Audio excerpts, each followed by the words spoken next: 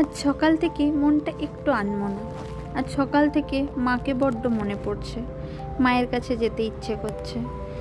একটু তাই ছাদে গেছিলাম, ছাদ থেকে এসে একটু চা খেয়ে লেগে পড়লাম দুপুরের রান্নার কাজে। আজ রবিবারের মেনুতে মাছ মাংস ছিল না ঠিকই, কিন্তু এমন কিছু মেনু ছিল যেগুলো ছোটোবেলায় মা বানিয়ে দিত আমাকে ভাইকে। তার মধ্যে মুসুরির বড়া হচ্ছে ফেভারেট। মুসুরির বড়া মা এত সুন্দর বানাতো যে শুকনো ভাতে মুসুরির বড়া দিয়েই ভাত পেরিয়ে যেত। সেটা ভাইয়ের আমার দুজনেরই খুব পছন্দের ছিল, তাই ভাবলাম আজ কুনালকে বানিয়ে খাওয়াই।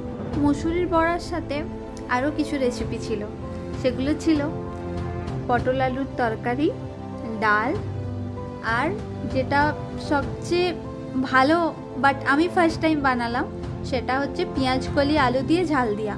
এটা আগের দিন রাত্রেবেলাতে ছোটো মাসি আমাকে ফোনে বলে দিয়েছিল কিভাবে বানাতে হবে। বাস আজকের মেনু।